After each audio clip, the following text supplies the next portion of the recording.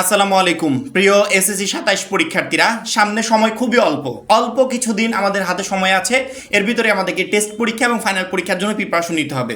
তোমরা সব সময় ভিডিও আপলোড করলে বলো না যে, যখনই আমি তোমাদের কোনো বিষয় অ্যালার্ট করি বলো না যে ভাইয়া আমাদের ভয় কেন দেখাচ্ছেন, আমরা তো ভয় পাচ্ছি।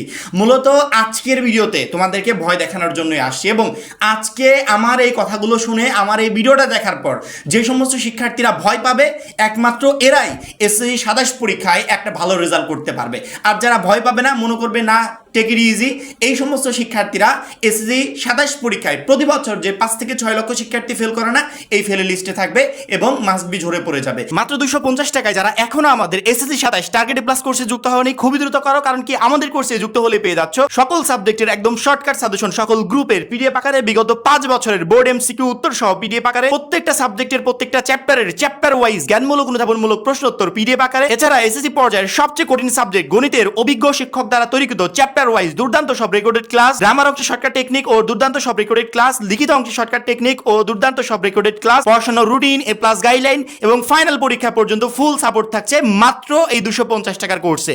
আমাদের কোর্সে যুক্ত হতে স্ক্রিনে দেওয়া নাম্বারে ২৫০ টাকা কোর্স ফি পাঠিয়ে এই নম্বরে হোয়াটসঅ্যাপে আমাকে জানাবে কোর্স ফি পাঠিয়েছি, সাথে সাথে তোমাকে গ্রুপে যুক্ত করে নিব। তখন থেকে শুরু হবে তোমার এই প্লাস প্রস্তুতি। কারণ কি, তুমি যদি তোমার পরীক্ষা নিয়ে সিরিয়াস না হও, তুমি যদি তোমার পরীক্ষা নিয়ে ভয় না থাকো, তাহলে কখনো তুমি ভালো প্রিপারেশন নিয়ে পরীক্ষার হলে যেতে পারবে না। এই জন্য এই পরীক্ষা নিয়ে সিরিয়াস হওয়ার আগে ভয় পেতে হবে। মনে যখনই এক্সাম নিয়ে ভয় আসবে, টেনশন আসবে, তখনই তো তুমি সিরিয়াস হবে নাকি? আর এই সিরিয়াস হওয়াটাই তোমাকে পরীক্ষার হলে বেস্ট একটা রেজাল্ট করতে সহযোগিতা করবে। রিসেন্টলি এইচএসসি ২৬ পরীক্ষাটা চলছে এবং এই পরীক্ষা নিয়ে আন্দোলন হচ্ছে, তো তোমরা জানো আন্দোলনটা শেষ হয়ে গেছে রিসেন্টলি। তো এই আন্দোলনের কারণ কি জানো? কারণটা হচ্ছে চট্টগ্রামে বন্যা হয়েছে, এদিকেও মোটামুটি পানিতে ডুবে গেছিল, তো যার ভিতর শিক্ষামন্ত্রী পরীক্ষা স্থগিত করে নাই। শিক্ষামন্ত্রী পরীক্ষা ওই রকমই চালু রেখেছে, শিক্ষার্থীরা পানিতে ভিজে কেউ কোমর সমান পানি পার হয়ে পরীক্ষার কেন্দ্রগুলোতে পৌঁছেছে।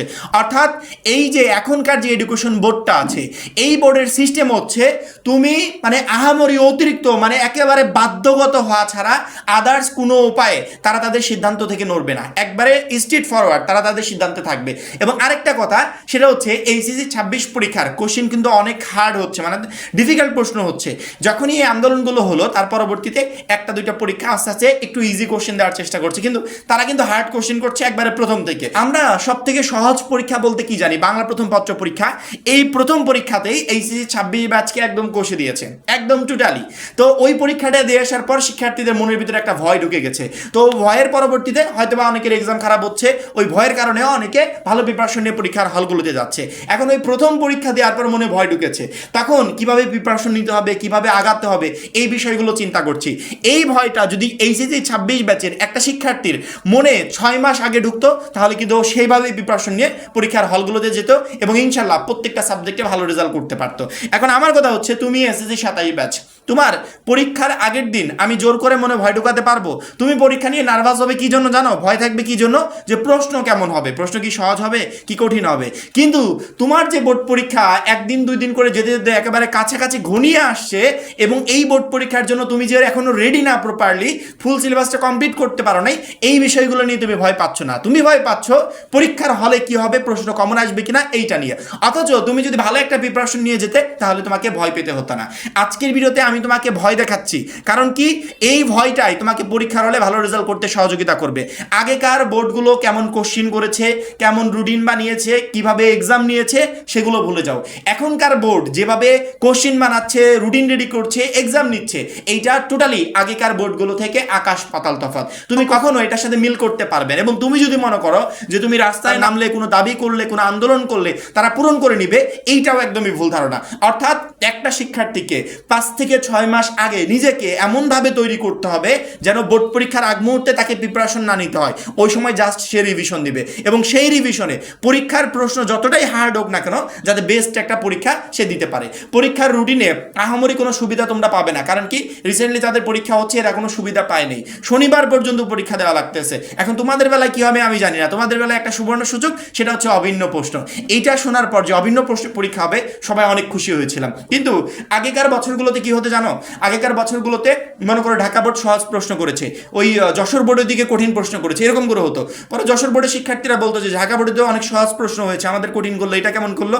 এবার অভিন্ন প্রশ্ন হওয়ার কারণে, সকল বোর্ডে একই প্রশ্ন হওয়ার কারণে পরবর্তীতে শিক্ষার্থীরা কোশ্চিন দেখে এসে বলতেছে ওই ঢাকা বোর্ডে যে ইজি প্রশ্ন হতো প্রতি বছর, ওই প্রশ্নটা আর এই বছরে দেয়নি। এই বছরে কি করেছে, যশোর বোর্ডে যে হার্ড প্রশ্ন হতো ওই হার্ড প্রশ্নটাই সকল বোর্ডকে দিয়ে দিয়েছে। অর্থাৎ সকল বোর্ডের শিক্ষার্থীরা ওই একই প্রশ্নের পরীক্ষা দেওয়ার কারণে সবাই রেজাল্ট খারাপ করলে সবারই একচাটিয়া রেজাল্ট খারাপ হচ্ছে।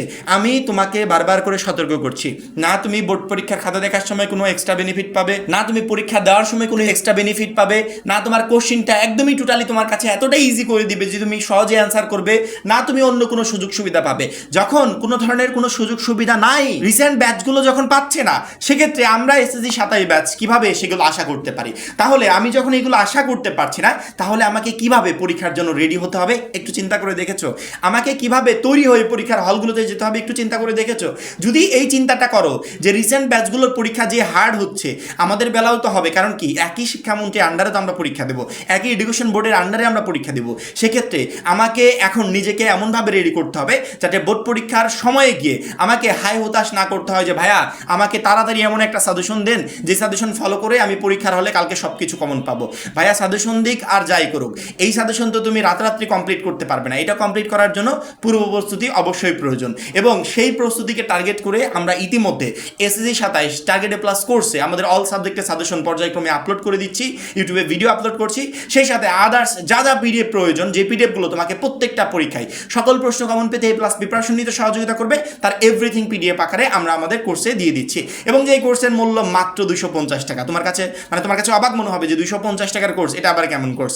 তুমি কোর্সে ঢোকার পর তোমার কাছে এটাই মনে হবে যে এই কোর্সের মূল্য কয়েক হাজার টাকা হবে, কারণ কি এই কোর্সের মূল্য কখনো 250 টাকা হতে পারে না। সেক্ষেত্রে পরীক্ষার ওই 1 সপ্তাহ 2 সপ্তাহ 1 মাস আগে যুক্ত হবে এরকম চিন্তা ভাবনা না করে এখনই প্রত্যেকটা শিক্ষার্থী ভিডিওটা শেষ হওয়া মাত্রই যুক্ত হয়ে যাও। কারণ কি ওই 2 মাস আগে 1 মাস আগে তুমি যদি পরীক্ষার একদিন আগে যুক্ত হও, তখনও তোমার থেকে আমি 250 টাকা নিব।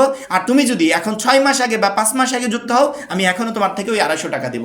এর পরবর্তীতে 1 টাকাও তোমাকে আর কখনো পেমেন্ট করতে হবে না, 250 টাকায় টোটাল সার্ভিসগুলো গ্রহণ করতে পারবে। এই জন্য আমার মনে হয় যারা এখনও আমাদের কোর্সে যুক্ত হও নাই, খুবই দ্রুত যুক্ত হয়ে যাবে, এবং প্রত্যেকটা শিক্ষার্থী আমার কথাগুলো মাথায় রেখে সেই অনুযায়ী পরীক্ষার প্রিপারেশন নেওয়ার চেষ্টা করবে।